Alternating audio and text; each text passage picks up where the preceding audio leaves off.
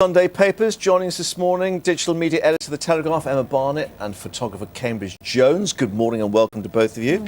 And we are looking first of all at the Telegraph, Emma, and well, still worries about the armed forces and what's happening to them. Yes. Philip Hammond, the new Defence Secretary, he's done his first full newspaper interview with the Sunday Telegraph, and he has said that Labour had failed the military in Iraq and Afghanistan during its years in power. So that particular statement has caused Jim Murphy, the Shadow Defence Minister, to hit back, accusing him of brinkmanship. And obviously this is all happening on Remembrance Sunday. And what the Telegraph actually discovered is that as many as 2,000 British troops will remain in Afghanistan for at least 20 years, helping to train the country's new army. So there's still all this debate about how to actually staff them up properly, give them the proper equipment that they need. And I don't think, obviously, it's helping anybody who's worried about people out there. And the stories yesterday about the redundancies, far more than we were imagining, and perhaps even those who've been injured on active service. So it's still a bit of a political football for them, isn't it? Yeah, it is. And no word from what the Lib Dems think in the middle there. No, but Philip Hammond, we'll be speaking to a little later on, as you say, this Remembrance Sunday. Yes. Cambridge, you're looking at the Express and where we are with, well, not just the Eurozone, but the EU itself. Yeah, I mean, it's exactly that. I think where it's going to from here is interesting. But this is an article by Neil Hamilton pointing out that at the end of the Second World War, or towards the end, the Germans had a thing called the Funk Plan, which looks remarkably similar to the EU as it now looks. But my thought, I think, is that whether it's by...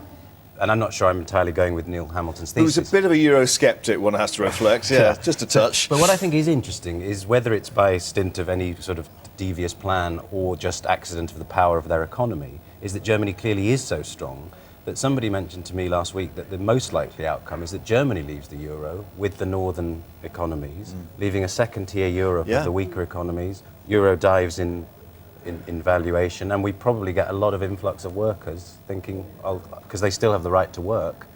So the borders will still be open? At least temporarily, until somebody goes, this is not a good idea. Yeah. I think that might be the way it plays out. Interesting, yes, because a lot of economists were predicting that at least a year ago, saying that it would be a two-speed Europe. And it is sort of on the table in the Germans' camp now. Well, we'll see, and of course the rumours that they've still got Deutschmarks piled in the central bank. So we'll see. I think that's the most likely outcome, that they call the other currency the Deutschmark. Yeah, there's the thing. Now, Emma, we've been talking about cyberbullying, and we're now talking about tweets. The Mail's got this story about a racist tweet being sent. BBC TV cook Lorraine Pascal's actually had a really horrific tweet sent to her, telling her, or obviously repeat it, but to get off television and know her place. Extraordinary. And I think it's wonderful that she's actually taken this to the police, and because obviously on Twitter you don't have to use your real name, you can be unidentifiable. Because she's in the position to do this, and people send these hate tweets all the time, and she's had racist ones before, but she said this is the worst one, and it is now being investigated. I mean, the good thing about Twitter is that other people can come along and then actually abuse that person for saying that, and that has happened. But I do think she's using her position well. And it's still, I mean, where are we on the law now? It's still an act of publication, because of course, if you libel someone, you can take action in terms of a newspaper article or something public. Is actually posting anything through a tweet or online or a social networking site an act of publication? It is meant to be, but it's never really being enforced, and that's the problem. So, I mean, Twitter take no responsibility for it. They don't take it down. Other people, they rely upon the community to look after it. And I think, that might change as well. But it's very hard to hold them to account because they're an American company that just defend themselves by the First Amendment the whole time. So if this person continued to tweet these offensive messages, there's absolutely nothing that could be done? Well, you do report them, you report them for spam, and then they can be removed. But it's very difficult for Twitter to do that for each time that happens, because the volume, I mean, it's like 20 million tweets a day or something insane now. So. And are the person who's done it is being picked on by other Twitter users? Yes. So that's what they always say, the community will seed it out, but it isn't good enough. In its own way, exactly. But I think it's good that she's doing this.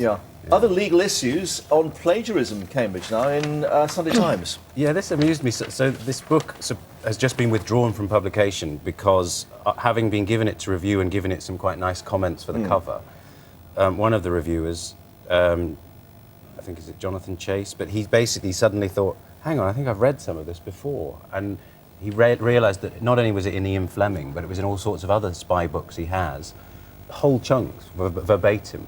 So they sort of went to the publisher and went, what's going on here? And they've withdrawn the whole thing. And they're not quite sure whether it was just a plagiarism or whether it's some sort of interesting experiment to see if you can put a book out with lots of other bits. And see if anyone notices. See if anyone notices. So copy and paste Yeah, publication. literally, yeah, a Google Crazy. book. Well, yeah, right, well, we'll see what emerges. My learned friends address that matter.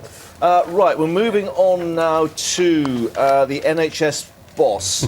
Yes. An equine leadership. Now, what's I can't cope with this story.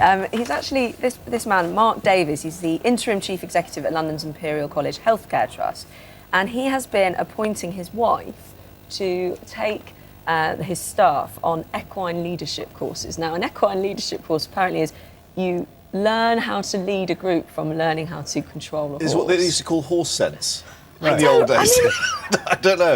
It's just crazy. His wife owns this group, this particular company called Scenario One, which specialises in the placement of high-level senior managers. And apparently its equine-guided leadership helped develop skills using exciting and unique techniques. And the NHS is, or we are, as the taxpayer, paying for They've this. paid more than £55,000 for sending executives and managers. Perhaps they recreate Charge of the Light Brigade.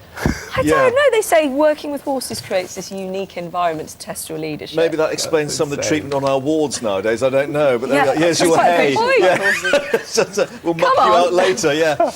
Okay, let's look at vinyl. Back in the groove, which is great news for some of us. It's brilliant, isn't it? Apparently 40% up year on year. But one wonders what they're playing it on. Yes. And younger people, if they know what to do with it. Haven't you? Not a gramophone. I've got a turntable. That's what they called them in those days. The music centre. HMVs. Yeah. You have a music centre. gramophone? No, I've got a Technics deck. Thank you very much indeed. Oh, which is, come yeah, on. exactly. He's Right. a DJ, Mark, in his spare time. But But I have noticed now recently lots more albums are coming out on vinyl. And that's the thing. I mean, as a photographer, you'll appreciate all Yeah. those wonderful album covers that we used to much more enjoy. space for us. Yeah, exactly. Great. And that I see in why you its- did the was story part of the now. event when a new record came out. You too young to know, aren't you?